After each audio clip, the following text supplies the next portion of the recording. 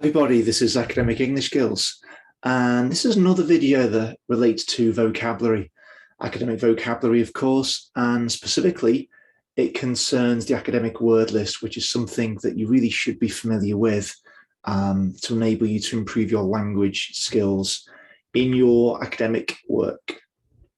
So let's just recap what we mean by academic vocabulary. So it relates to the language that you'll find in books and use in an academic context. Remember here, academic means university, okay? So it's basically basically the language you will use in your university assignments.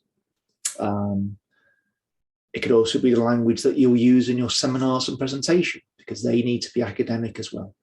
Okay, so academic vocabulary, the words and language that you'll come across through reading, and the words that you will use in your assignments and also speaking presentations.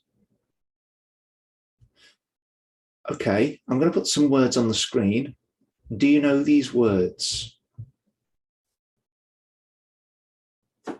Some you might know, some you might know a little, some you might be very confident about.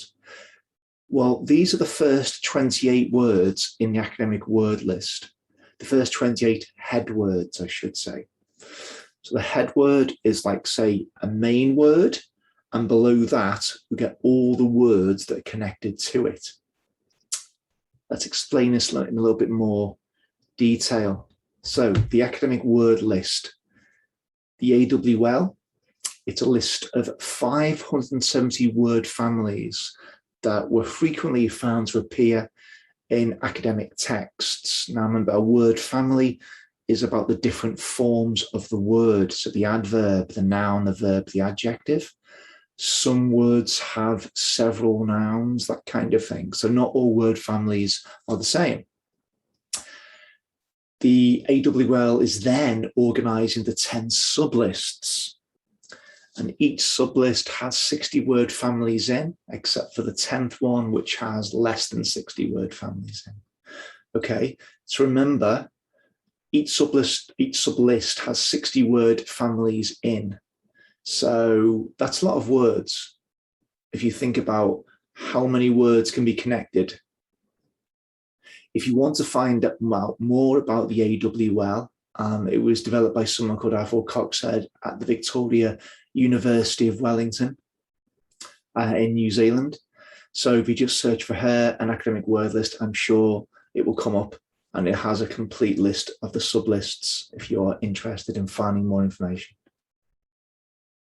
So when I say, do you know these words, which I did on a slide a couple of minutes ago, I mean more than spelling.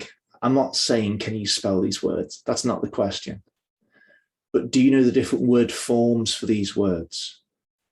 So when we look at analyze, what type of word is analyze? Is it a noun? Is it a verb? Is it an adjective? How might you use it in a sentence?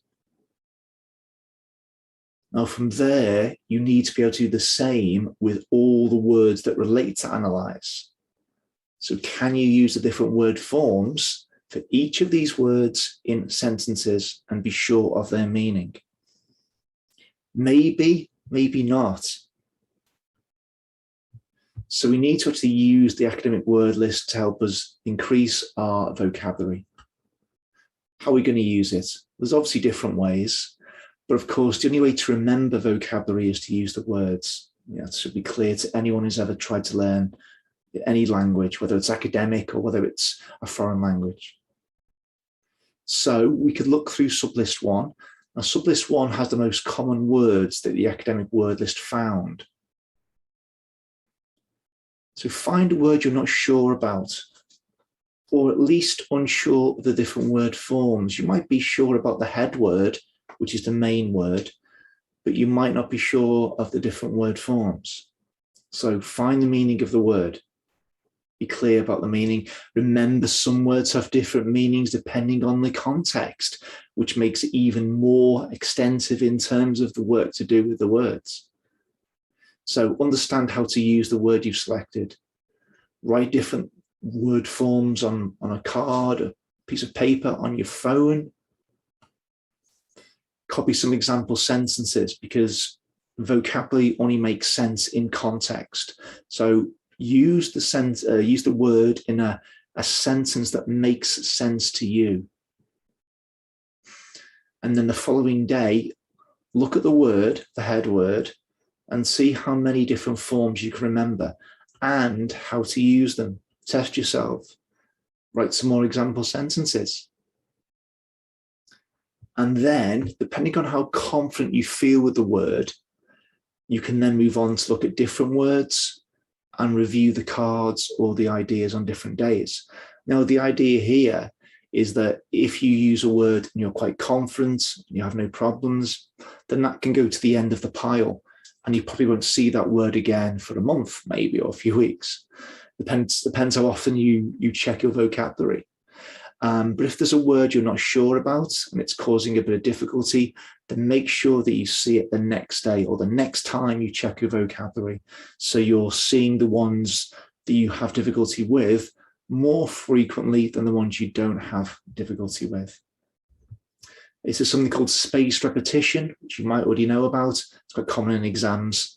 But the idea is that you see as I said, the words that you have more difficulty with, and so it's more useful than the words that you have no difficulty with.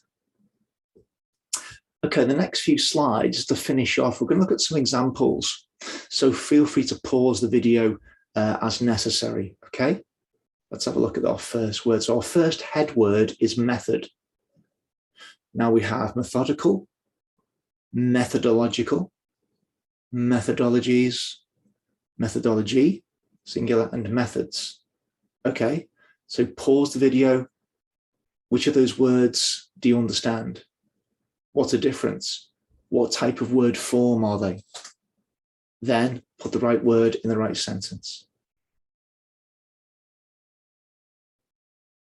As I said, pause it now, because I'm going to click and reveal some answers to the next slide. Okay, here are the answers, basically. There are many methods of self-development. It is best to take a methodical approach when learning a language. She considered many methodologies before her dissertation and got many, so we need that plural. Which methodology did she choose? Whichever methodological approach you use, make sure it fits your research. I mean, it is possible for number 4, you could say, which methodologies did you choose? So we could have the plural there as well. However, if we have to be selective, this is where the words are going to go. Okay, try another example. This time we have the word specific, specific. So again, what type of word is it? What does it mean? And here are the words in the word family from the academic word list. We have specifically, specification, specifications, the plural, specificity, and specific itself. Okay, so again, which words are you familiar with? Which words have you never heard of before? Specificity is not very common. However, in an academic context, it is. So depends on which obviously ideas you come into contact with. Here's our sentences on this slide, okay? So again, pause, see which word goes in which space.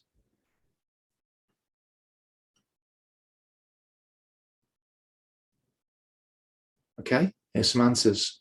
So number 1, sorry, you're being too general. Can you be more specific? Before applying, please read the job specification. What interests me specifically is that the job, and you go on to give more details. What are the specifications of this room? And number 5, specificity is more important than other things when checking for past infections. So you might find words like specificity, number 5, is more common in, say, medical contexts. So if you're studying a medical related degree or healthcare, you might come into contact with this word. Equally, if you're not, you might not come into contact. So again, it does depend a lot on what subject you are studying, of course. Okay, it's our last one. Our head word is similar. We have dissimilar, similarities, similarity, and similarly. Here are our 4 words. Oops, there we go. I thought there might have been 5 actually, 5 sentences. Pause, understand, and then 1 word, 1 space.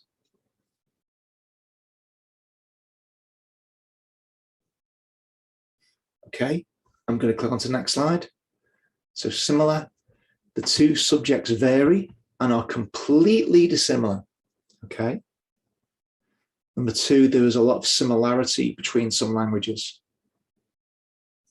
3, the previous report seems to support the evidence. And similarly, so there's this one. And the last one, there are several similarities between the results. So again, remember, we can use language clues in the sentences. If there were certain quantifiers like several, etc., then they can introduce plural forms. So there's 3 examples from the academic word list, just those 3 words. But these are things we can do, you can do to improve your vocabulary. So now practice some yourself. Search for the academic word list online. As I said, if you just search academic word list, you can get sort of different websites about it. However, you want the one that relates to Avril Cox Ed at a university in New Zealand, okay? Because that has the proper list and you can download that as well. So there's our website, there's a Facebook page, there's our Instagram page as well. And please subscribe if you like this so you don't miss any future videos which we're going to be putting up all the time. Okay, everyone, thanks for watching. Take care.